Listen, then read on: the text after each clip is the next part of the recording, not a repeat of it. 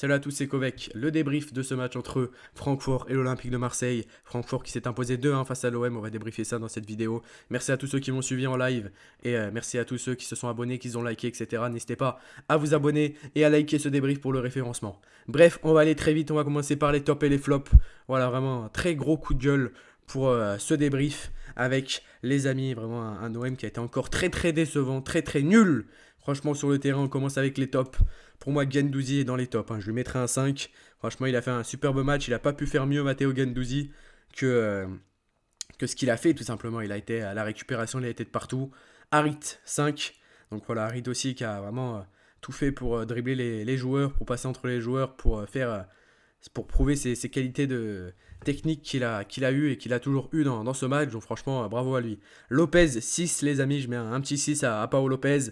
Sans lui, je pense les gars qu'on prend 3 buts, même 4. Donc voilà, sans lui, je pense qu'on prend 4 buts même, avec des arrêts qui sont vraiment très importants et qu'ils évitent quand même l'humiliation. Mbemba 5, les amis. Voilà, parce que je pense que Mbemba a fait un très bon match. Selon moi, il aurait pu faire mieux, pas se faire non plus pas dépasser comme cela. On passe maintenant au flop, les amis, avec Balerdi, les amis. Balerdi. Lui, il faut qu'il retourne à Dortmund. En avion de chasse, il faut qu'il retourne à Dortmund. Il est vraiment très, très, très, très nul, Balerdi. Et je dis mes mots, il est vraiment très très très très nul. Il sert à rien à l'OM défensivement, offensivement, il apporte rien physiquement. Il est nul, nul, nul, Balerdi. Il est nul à chier, vraiment. Balerdi, c'est incroyable. J'ai jamais vu un joueur aussi nul que toi. Tu as été nul, tu as été lent. Tous tes duels, tu les as perdus. Lindstrom, il t'a tracé. T'as même pas su défendre. Tu as été nul, Balerdi. Nul à chier. Retourne à Dortmund. On t'envoie en avion de chasse à Dortmund. On t'envoie en fusée à Dortmund. Tu es nul. Tu es nul, Balerdi. J'espère que tu m'auras bien compris. Tu es nul à chier, tu es exécrable, tu es tous les mots qui sont nuls, tu l'es, Balerdi, tu sers à rien. Voilà, je me défoule sur toi, j'ai pas l'habitude de me défouler comme ça sur des joueurs, mais depuis Abdenour, j'avais pas vu un défenseur aussi nul que Balerdi, c'est incroyable. 3 pour Balerdi. Nuno Tavares, pareil, il a fait 3 bons matchs, les amis. Nuno Tavares, 3-4 bons matchs en début de saison, et là on l'a plus vu. Nuno Tavares, c'est incroyable, il a raté ses passes. Défensivement, il a été nul, il s'est fait tracer, il s'est fait battre physiquement, il a été exécrable, il a été lent, il a rien su faire, il a été vraiment très très très très nul. Jonathan Klaus, 4 les amis. Je vais dire un petit 4 pour Jonathan Klaus, qui, voilà, on n'a pas reconnu le vrai du bon de Jonathan Klaus. On n'a pas connu ses qualités de ailier. On n'a pas connu ses qualités de latéral, les amis. C'était incroyable, Jonathan Klaus. Franchement, je l'ai connu beaucoup plus fort que l'a été ce soir. On a plus vu Mbemba se mettre sur son côté droit. Mais voilà, il a pas été le Jonathan Klaus qu'on a connu depuis le début de saison et le Jonathan Klaus de la saison dernière avec Lens. Veretout, pareil. Veretout, prenez une valise, prenez une grande valise, s'il vous plaît. Ouvrez la valise, vous mettez Veretout et vous mettez Balerdi dans la valise. Les deux, on les envoie en Airbnb, on les fait partir. Et voilà, ils partent ensemble en Airbnb, ensuite ils prennent l'hôtel, ils prennent l'avion et ils se cassent. Ils se cassent qu'un club pourri de Ligue 2 les prenne, mais ils sont vraiment très très nuls, les deux. Veretout, Balerdi, voilà, c'est quand même incroyable. Lamentable défense aussi, on va parler de la défense qui a été vraiment très très lamentable du côté de l'OM. Donc voilà, une défense qui a été lamentable, surtout sur les duels aériens. On s'est fait bouffer par Kolo Muani. C'est quand même incroyable, Kolo Muani qui nous a écrasé nos ancêtres, les gars. C'est incroyable, Kolo Muani. Surtout sur Balerdi, voilà, qui a été la petite lope tout simplement qui a été la petite lope, sans dire le mot complet de Kolo Muani, les amis. C'est quand même incroyable. Marseille, encore maintenant, on passe un petit peu à côté du petit coup de gueule du début de débrief. Voilà, il fallait que je me relâche. Il fallait que je dise mes 2-3 mots sur Balerdi et Veretout qui ont été nuls à chier.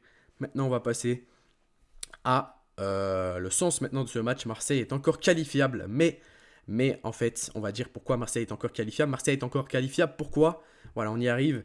Parce que, tout simplement, les amis, si Marseille gagne contre Tottenham et que le Sporting, tout simplement, fait un mauvais résultat, tout comme Francfort, Marseille est qualifié. Ou même parce que là, ça vient de m'afficher à l'instant, Harry Kane vient de marquer son but, mais son but, il est hors jeu. C'est-à-dire qu'il y a eu 1-1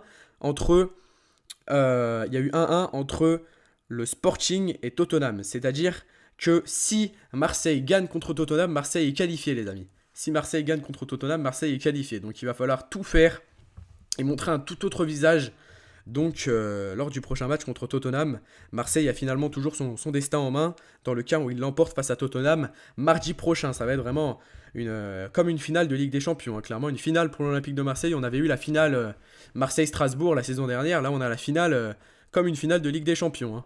Enfin, franchement. Enfin bref, Tudor aussi trop lent sur son banc, il faut en parler. Tudor, il fait des changements qu'il faut pas du tout faire. Moi, je pense que j'aurais dû rentrer Gerson. Et lui, bah, c'est pas ce qu'il a fait, il a pas rentré Gerson. Donc voilà. Balerdi et Verretou, je veux plus du tout les voir dans mon club. Ils ont été exécrables, nuls à chier. Surtout Balerdi. Entre les deux, je dirais que Verretou a été un petit peu plus bon que Balerdi, hein. C'est pour ça que je l'ai pas trop taclé. Mais alors, Balerdi, les gars, faut qu'il retourne à Dortmund, hein, c'est incroyable. Tavares, c'est pareil, il faut qu'il prenne ses valises, qu'il se casse à Arsenal. C'est incroyable. Les trois, franchement, je les mets dans le même sac. Tavares, encore, c'est un petit peu moins grave. Alexis Sanchez, je vais pas trop parler de lui. Vous voyez, il fait un très bon début de saison. C'est le meilleur Marseillais en ce moment. Il a quand même marqué 6 buts en 12 matchs et délivré 3 passes décisives. Donc franchement, je vais pas le tacler lui. Mais les joueurs que je vais tacler, c'est Balerdi. Il fait aucun effort. Il s'est fait tuer tout le match.